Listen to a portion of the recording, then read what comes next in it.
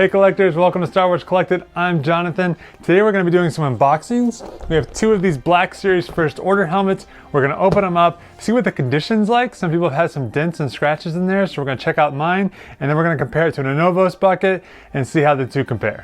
While I have two of these, we're going to mostly focus on unboxing one of them, and then I'll unbox the other one off camera. I'll put them together at the end.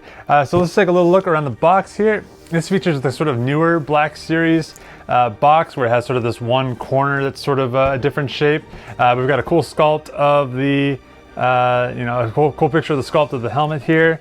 You can kind of see it from all angles, plus like I said, the art here, which is very reminiscent of the Black Series art that they put on the figures. And they kind of give you a little tour here, a couple dimensions. There's some Arabesh here on the side, which is pretty cool to see. A big fan of Arabesh, of course. So from the outside, it looks pretty good, looks pretty legit. These are specifically the Last Jedi and the Rise of Skywalker versions of the First Order helmet. Picked these up off of Amazon. Not a big Amazon person myself, but I had a gift card from work and needed to use it, so why not use it on Star Wars stuff? Okay, so we're inside the box now. Got a couple flaps here.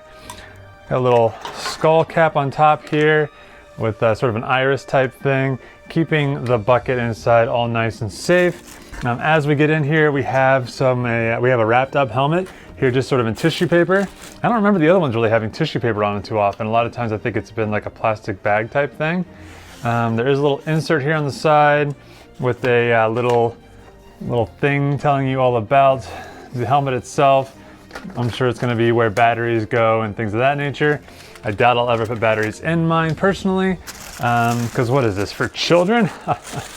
So I'm going to go ahead and lift it out here. Maybe, actually it looks like I'm mostly just going to be removing the tissue paper. Let me see if I can get underneath it a little bit better. Oop.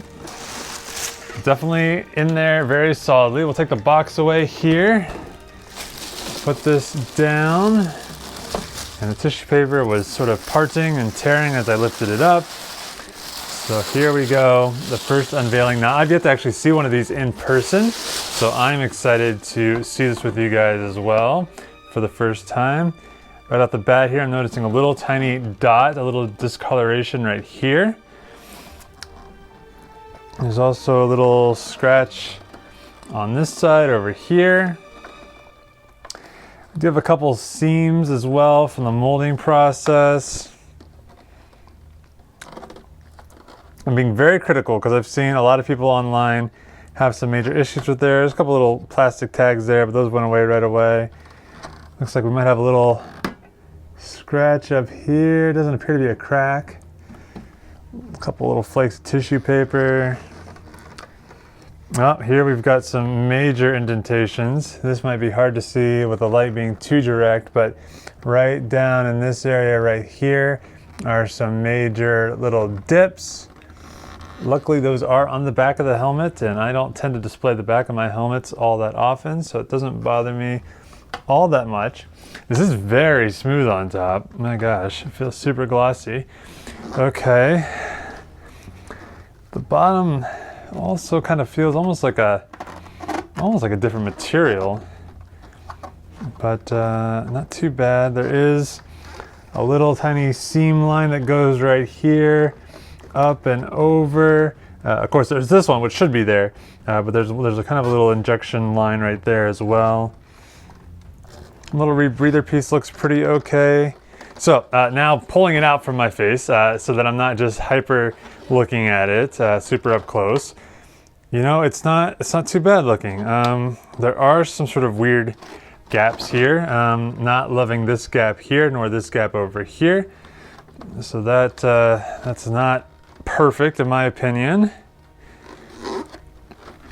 Looking at the inside here, Black Series does a pretty good job, at least on the newer helmets. The Kylo Ren one, not so great, of kind of decking out the interior so that it's a little bit more legitimate. There's a little tab thing down here. I'm assuming you're able to pull this up for something, probably batteries or something of that nature.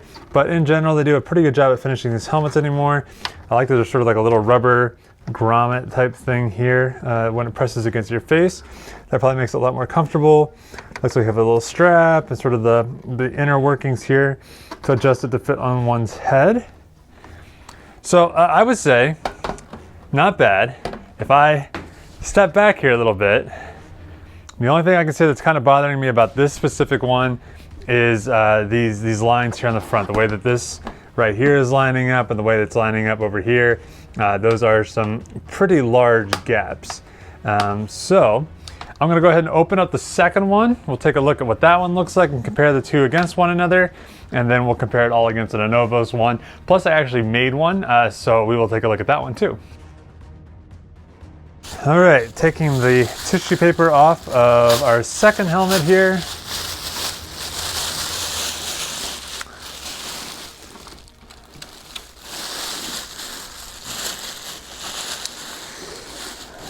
Let's see here. Noticing now on the first time that there are some vents in the back here. I'm sure that's for the playability. That of course isn't something that was on the actual helmets. Little black dot or dark dot here on the back here. Got a little mark on the side here that just rubbed right off. This one kind of has the same issues with the front, just not quite lining up how one would like it to. Sort of a little ripple up there. Little mark underneath.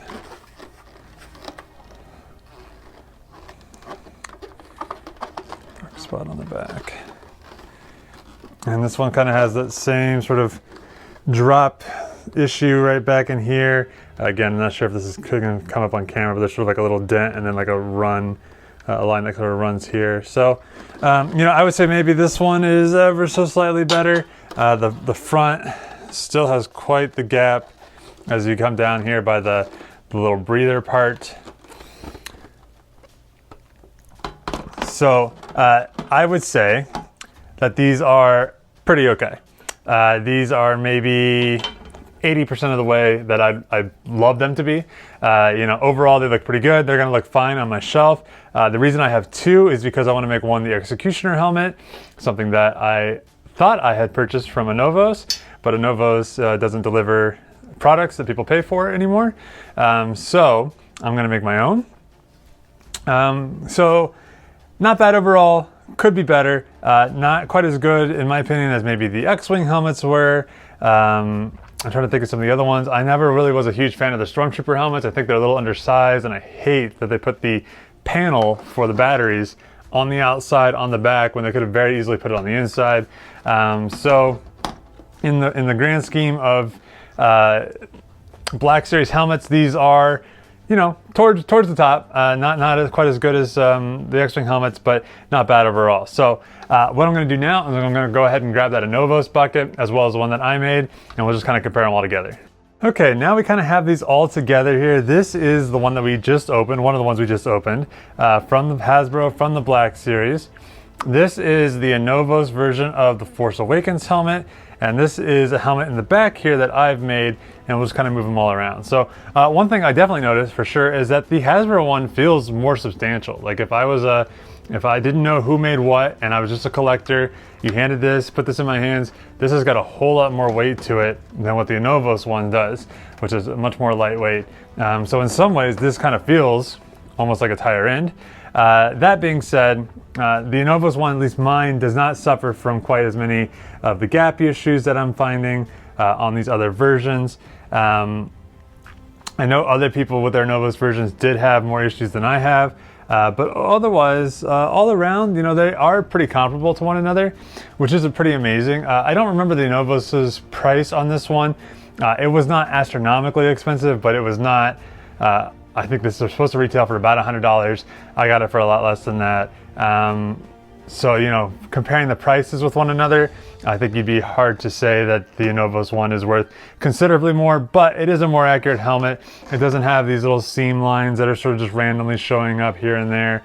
So overall, you know, the Anovos one is a better presenting helmet on the outside. Its finishing details on the inside are not nearly as complete. You kind of just have that construction hat apparatus on the inside, but I don't tend to wear my helmets all that often, so I don't really care too much about that myself.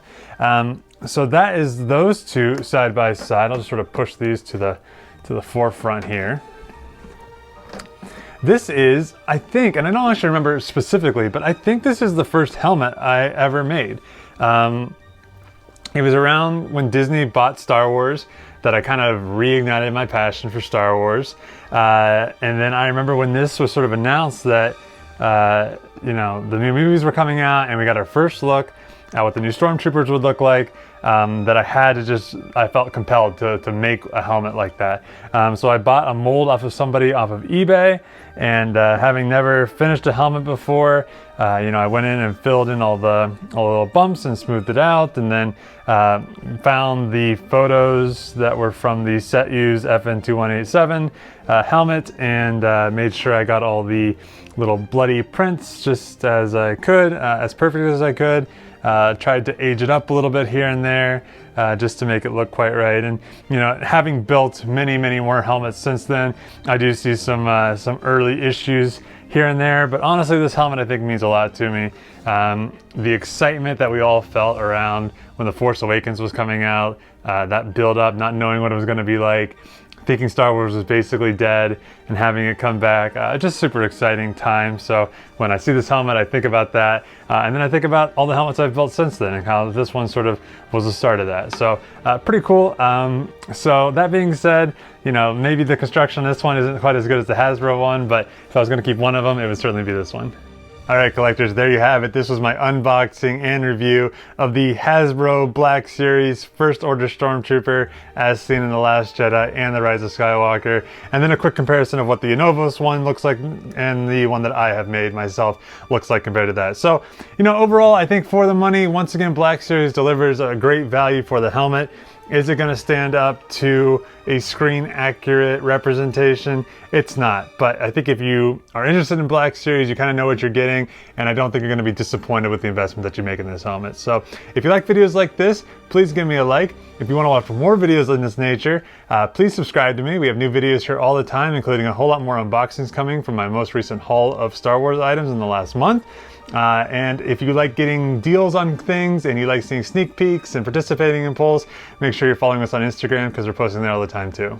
See ya.